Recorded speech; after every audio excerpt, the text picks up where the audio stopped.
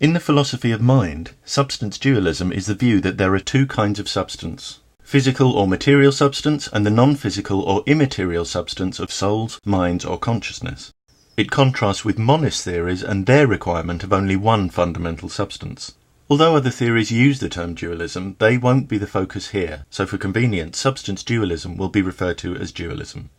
Something that instantly triggers our skepticism of this philosophy is the use of the term non-physical substance. What exactly is this supposed to mean? Let's be clear, concepts like truth and justice may be defined as abstract ideas. In that sense, it's reasonable to call them non-physical concepts, but they don't have their own independently active existence. What dualists are proposing is a non-physical thing existing in addition to brains and physical matter as an active thinking entity. Clearly they must explain in what sense a thing that thinks can be non-physical. Some dualists see this non-physical substance as a kind of stuff that lies beyond science, like ectoplasm, a supernatural substance claimed to issue from ghosts and spirit channelers. Richard Swinburne talks of soul stuff that comes in indivisible chunks, but it's somewhat misleading to call this non-physical. It clearly implies something with structure, a kind of physical stuff, albeit an abnormal one. Dualists who claim this abnormal stuff exists need to give evidence of its existence, explain which special property allows this stuff to think when brain stuff can't, and explain how it can be shown that their proposed abnormal stuff possesses that property. Alternatively, if dualists define their non-physical substance as a thing with no physical attributes whatsoever, there are much bigger problems. How is a thing with no conceivable physical aspect meant to think or do anything at all? In what sense could it even be said to exist? If minds are entirely non-physical, what anchors them to particular bodies? These are not questions to be swept aside, nor do they reflect some irrational dread of dualism and its implications. They reflect a reasonable expectation that dualists who make the factual claim that mind or consciousness is a non-physical substance should make their claim comprehensible. Dualists who can't or won't explain coherently what they're proposing have no genuine complaint if dualism gets a poor reception. Likening a non-physical substance to energy, magnetic fields, or sound waves channeled by a radio set is obviously a non-starter, as those things are all physical. Saying a non-physical thing is like a physical thing except it's not physical glosses over the very thing that needs explaining. Whether what's being proposed is a thinking thing with literally no physical existence or a kind of stuff declared to be beyond science, what's striking about dualism from the outset is its reliance on a concept that defies investigation. These videos examine a range of arguments commonly used to try to justify the dualist's non-physical substance. First, a brief note on terms like soul, mind, and consciousness. These are often used interchangeably, but they have crucial differences. Things we classify as operations of mind aren't always conscious. For instance, when we try to recall a piece of information, it may appear quite suddenly in our consciousness, which concerns the contents of our awareness or experience, without us ever being aware of the processes of mind that retrieved it. When it comes to souls, the concept of spirit essences that survive physical death needs its own separate evidence long before we throw it into the mix with minds and consciousness.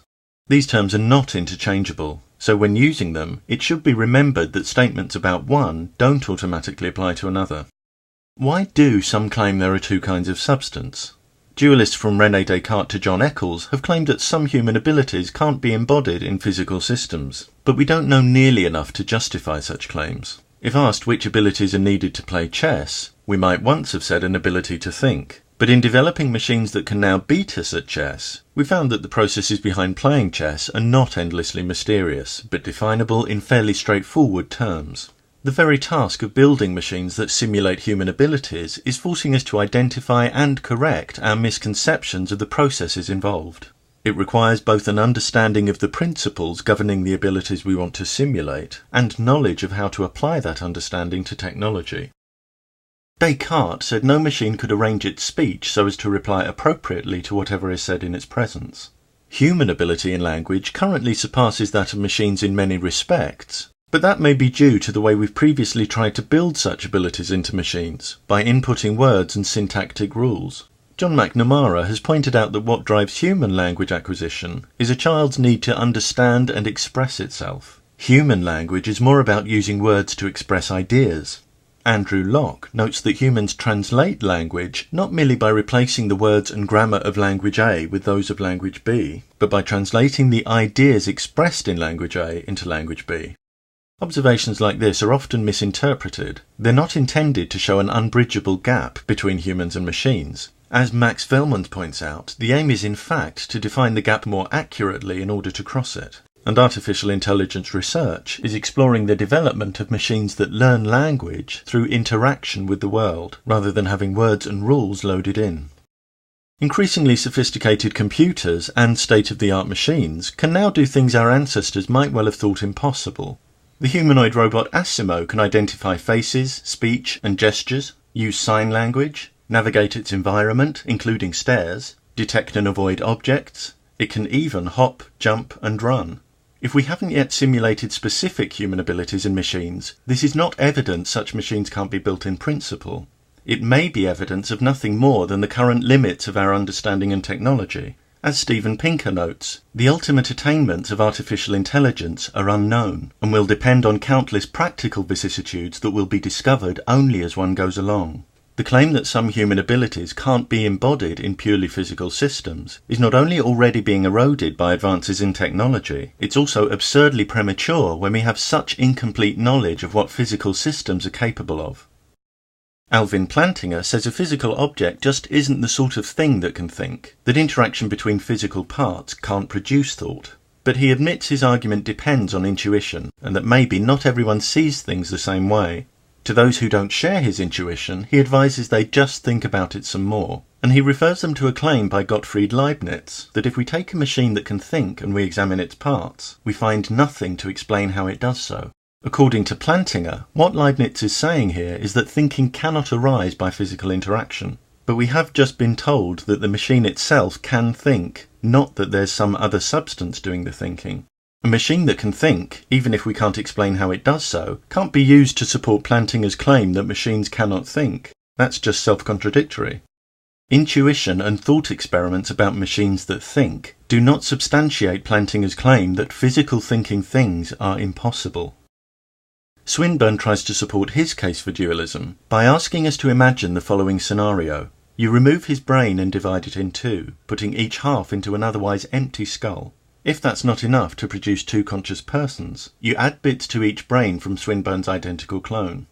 He asserts that once you start them operating, you have two living persons with conscious lives, but you don't know which is Swinburne. He says it may be number 1, 2, or neither of them, and claims that this shows that you could know everything that has happened to every atom of what was previously his brain, and yet not know what has happened to him. He concludes from this that being Swinburne must involve something else as well as his body. But this argument is fatally flawed, which we can easily show if instead of brains we talk about car batteries. Remove a battery from a car and divide it in two, putting each half into a car with no battery. If each half isn't enough to power a car, add bits to each battery from an identical car. If we now ask which is the original battery, number 1, 2, or neither of them, the trivial and obvious answer is that each new battery has parts of the original. There's no grand mystery forcing us to say that being the car must involve something as well as the physical car. Swinburne's thought experiment tells us nothing more profound than that if we divide the parts of one object to make two new objects, both new objects will have parts of the original. It gives us no special insight into the nature of consciousness. It's a red herring. But it's even worse than that. Let's re-examine Swinburne's wording. He says that if the brain halves aren't enough to produce two conscious persons, we must add more bits of brain from his clone. Unwittingly, Swinburne has told us physical brain matter is sufficient to produce conscious persons. Some dualists claim there are two kinds of substance because of the private nature of our access to consciousness. They argue that while you and I have public access to objects like paintings, you don't have access to my conscious experience, which is private to me. So consciousness must be a non-physical substance. But why should you have access to my experience if my experience arises from being this vastly complex and unique brain and body, this changing configuration of matter which is separate from you? Dualists have objected that if we examine brains we don't see thoughts. Plantinga complains that examining brains shows us nothing that looks even vaguely relevant to semantic content. But what exactly is Plantinga demanding we should see in the brain? Visible chunks of meaning? Many devices with far more limited functioning than brains encode information in physical formats that don't reveal content. If I film the sea with my digital camera, The camera creates a representation of the sea, but there's nothing resembling water among the circuits, and we don't propose non-physical entities to explain that. Certainly, if thoughts had to possess the properties of what they represent, it would be an even bigger problem for dualism. Thoughts of water would have to be both made of water and non-physical.